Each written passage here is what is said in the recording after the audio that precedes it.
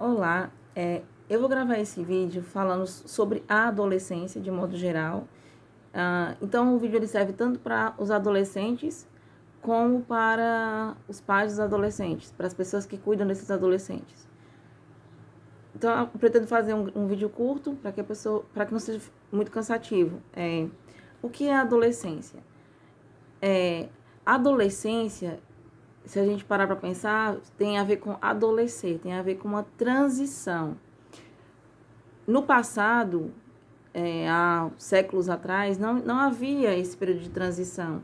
Às vezes, até as crianças elas eram encaradas como adultos em miniatura, mas com o avanço da ciência, da medicina, da psicologia, a gente conseguiu entender que cada etapa, então, a infância, a adolescência, a adultice, a velhice, cada etapa, ela tem características diversas. Então, assim, o adolescente, ele não é criança e ele não é adulto ainda. Então, muitas vezes os pais, os educadores, eles esperam atitudes do adolescente que esperam e impõem a esses adolescentes atitudes não infantis e, ao mesmo tempo, também dizem para eles que eles não são adultos ainda. Então, assim, muitas coisas são um pouco confusas, paradoxais para esse adolescente.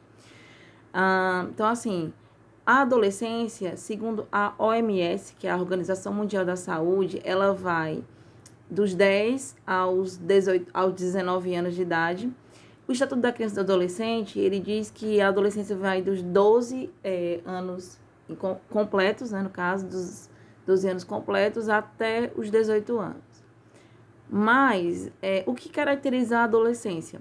Caracteriza uma etapa da vida em que existem muitas mudanças biológicas, fisiológicas, né, que decorrem dessas mudanças biológicas, mudanças psicológicas e mudanças sociais. Antes achava-se que o que diferenciava o adolescente da criança é que havia apenas a maior liberação de hormônios, os hormônios sexuais, né? Mas não é isso. Na verdade, o que caracteriza a adolescência é a mudança cerebral. Existe uma mudança, muitas coisas estão acontecendo no cérebro do adolescente. E, além de tudo isso, existe um crescimento físico. O adolescente ele cresce muito rápido. É tanto que é perceptível que primeiro crescem os membros inferiores e superiores, depois vai crescendo de forma mais ou menos organizada, mais ou menos igualada,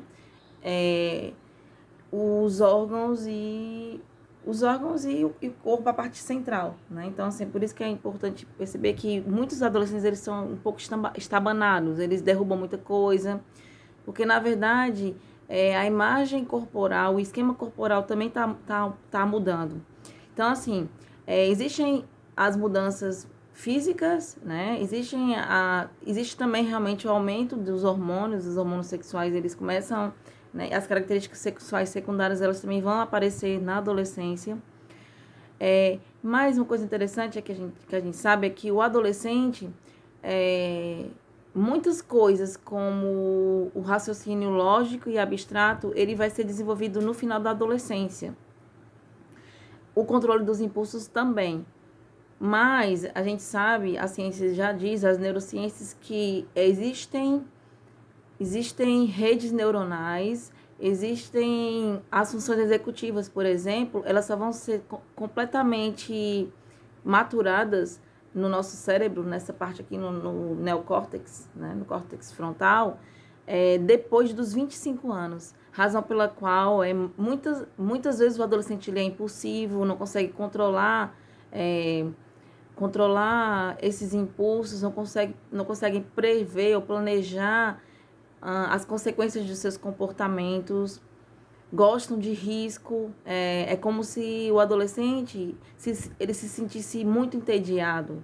Então, assim, o sono muda, a frequência de sono, o padrão de sono muda, os interesses que esse adolescente tinha quando ele era criança tendem a mudar.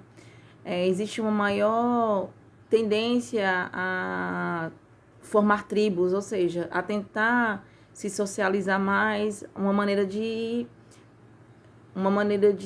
de fazer com que ele vá, através da identificação com outros adolescentes, com pessoas da mesma idade, ele vá solidificando a sua própria identidade, ele vai construindo a sua própria identidade. Então é interessante que os pais desse adolescente, eles consigam entender que é uma etapa difícil, é uma etapa de crise, é uma etapa de construção da identidade, e esse adolescente que não consegue prever, controlar seus impulsos, que acha que tudo é para ontem, que é 8 ou 80, que se não acontece do jeito que ele quer, não tem mais jeito, ou que o mundo está contra eles, ou que os pais são chatos. É interessante que os pais eles consigam entender essa fase tão difícil, né?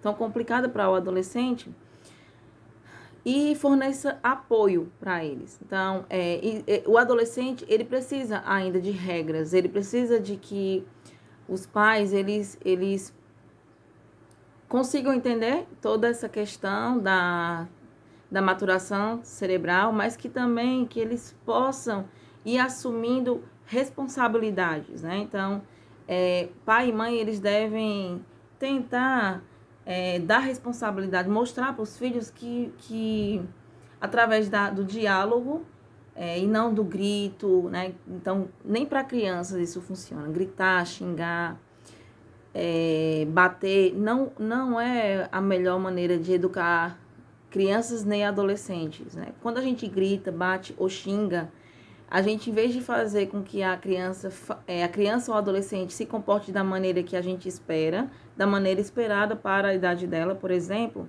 a gente faz com que essa criança, esse adolescente, ele fique mais angustiado, ele fique mais acelerado. Então, em vez de você conseguir, ele se acalme, ele vai ficar muito mais agitado.